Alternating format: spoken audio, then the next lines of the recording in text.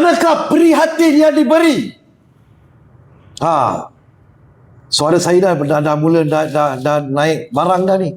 Anda semua nampak tak luaran tangkisan titisan air mata daripada seorang warga emas? Yang mana mereka ni lah hanya satu-satunya warga tempatan yang berniaga dekat sini. Yang lain tu semua warga asing.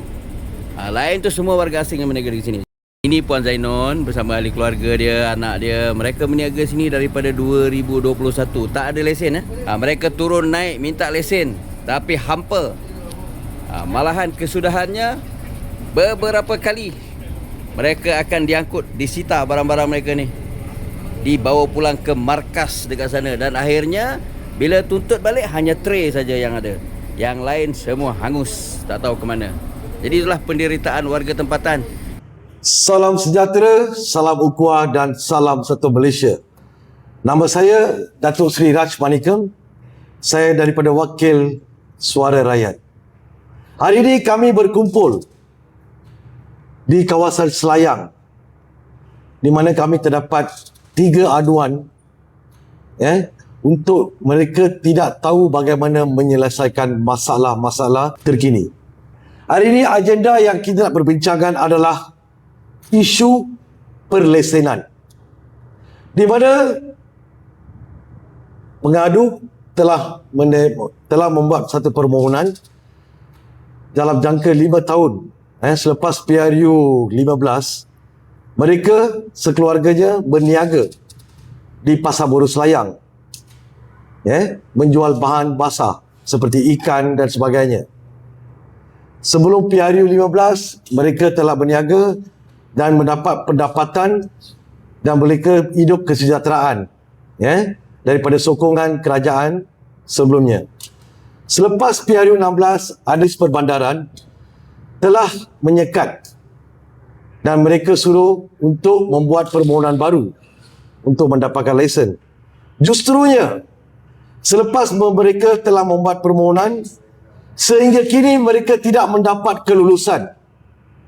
Maka untuk menjana keluarga mereka yang mempunyai tanggungan, seorang warga emas yang berumur lebih 60 tahun, ibu bapanya dan adik kandungnya dan juga isterinya, mereka tidak mendapat jalan sepenuhnya bagaimana untuk dana pendapatan sebulan. Pengadu telah mengambil keputusan untuk menyewa di kaki 5. Mereka pun telah membuat pelbagai aduan mengikut surat menyurat daripada Majlis Permandaran, tetapi masih tidak mempunyai penyelesaian. Seorang warga negara harus menyewa kepada penyewanya adalah pendatang asing. Sehingga kini kita menghadapi masalah-masalah seperti ini. Kalau kita mempunyai pelesiran sendiri ataupun warung atau gerai, mereka cumanya membayar sebulan adalah 500 ke 400 ringgit. Malah hari ini seorang warga emas membayar sebanyak 3,000 ke 3,500. Saya mengucapkan ribuan terima kasih kepada media, terutamanya kepada IPK TV.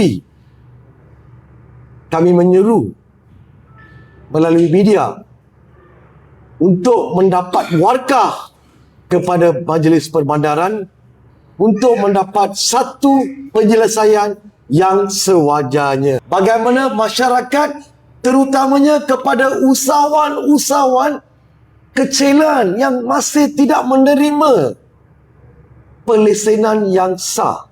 Nama saya Nur Muhammad. Saya amat sangat kecewa dan amat sangat kesal.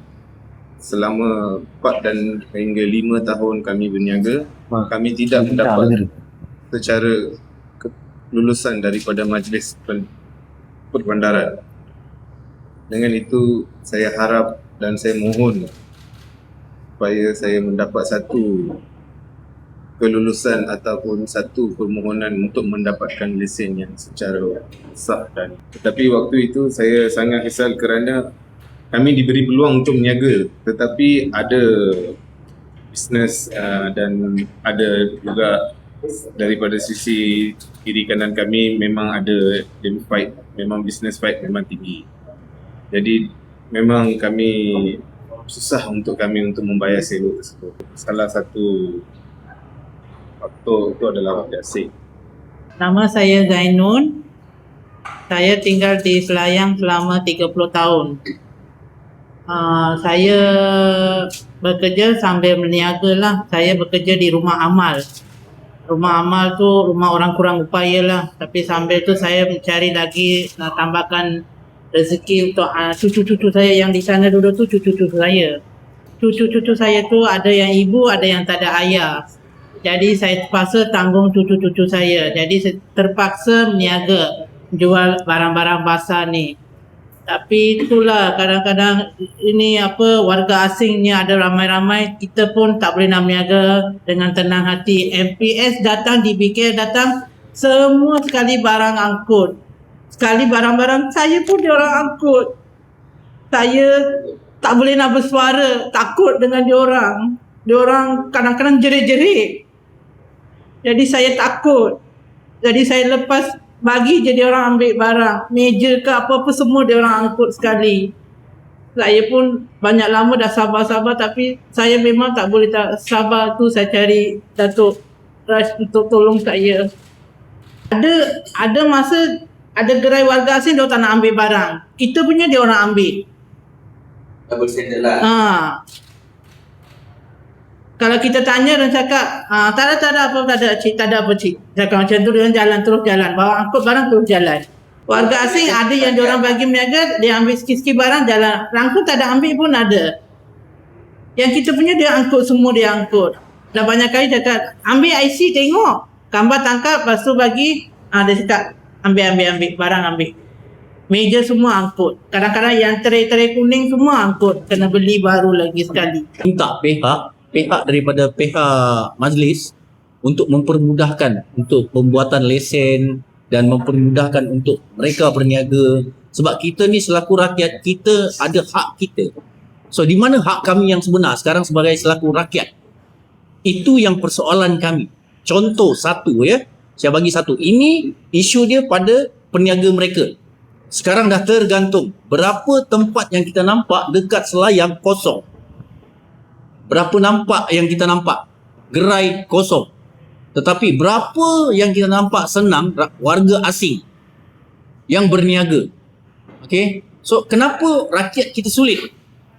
Rakyat kita sebagai rakyat Malaysia, kita ada di tanah Malaysia kita sendiri, kita sulit untuk membuat lesen, memohon lesen. Sedangkan ini tempat kita. Sekarang satu contoh pada yang ini yang kita nampak sekarang. So di mana? Majlis pembenaran di mana? Kenapa nak disulitkan rakyat kita?